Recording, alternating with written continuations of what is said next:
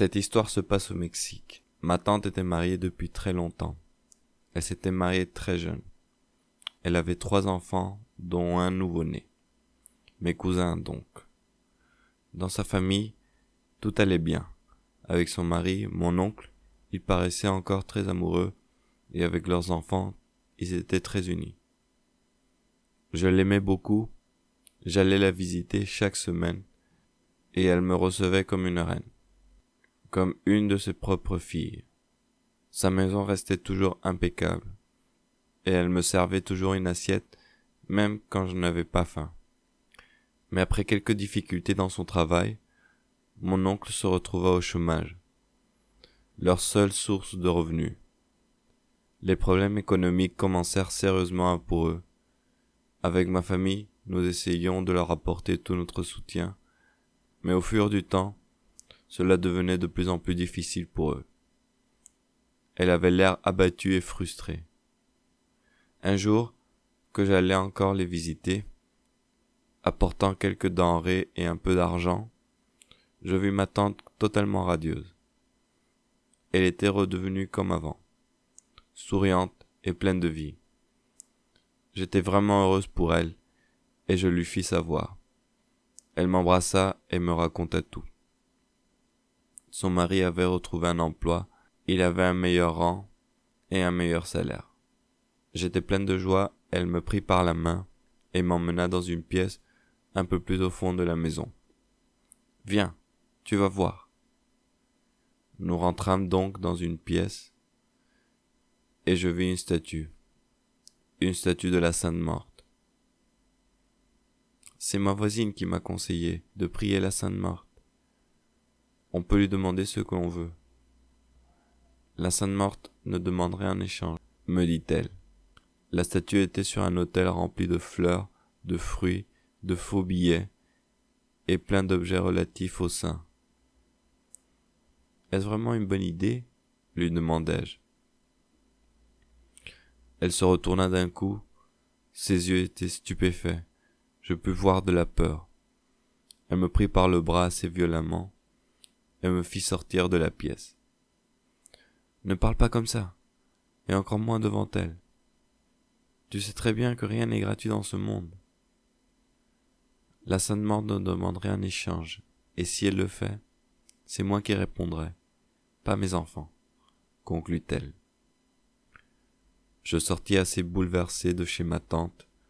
Je savais que ces histoires ne terminaient jamais bien, mais il fallait que je me rende à l'évidence. Ma tante rayonnait de partout.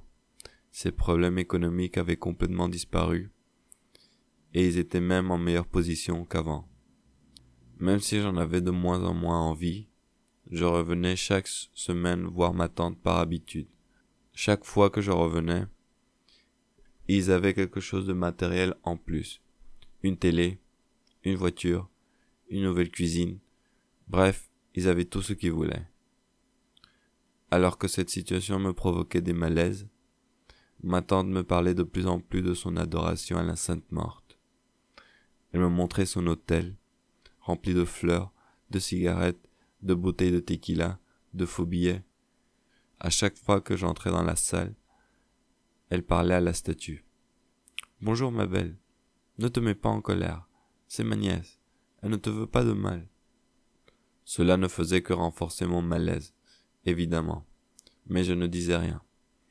J'avais compris que rien ne pourrait faire changer d'avis ma tante. Chaque semaine, la pièce de la Sainte Morte se remplissait d'objets. Puis ma tante acheta une statue taille réelle. Cela devenait de plus en plus glauque. Un dimanche, nous allâmes avec ma tante et sa famille pour le baptême de mon petit cousin. Pendant la messe, le prêtre commença à prêcher et parla de fausses idoles. Il parla en particulier de la Sainte Morte, qui est très populaire au Mexique. Il la compara à un démon, et je vis ma tante qui était rouge de honte. Elle se voyait très mal à l'aise. Son mari aussi n'allait pas très bien. Cependant, la cérémonie termina sans contretemps, et nous allâmes chez ma tante pour fêter le baptême. Ma tante alla chercher la nourriture, et je l'accompagnai naturellement pour l'aider.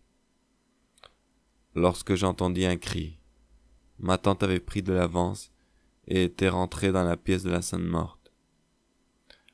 Lorsque je fus à hauteur, je vis que tout était par terre. Les bouteilles, les fleurs, les billets, tout était en désordre. Je vis la statue. Je ne savais pas si elle avait changé de place ou si ma tante l'avait changée pour une autre, mais elle avait l'air plus menaçante qu'avant.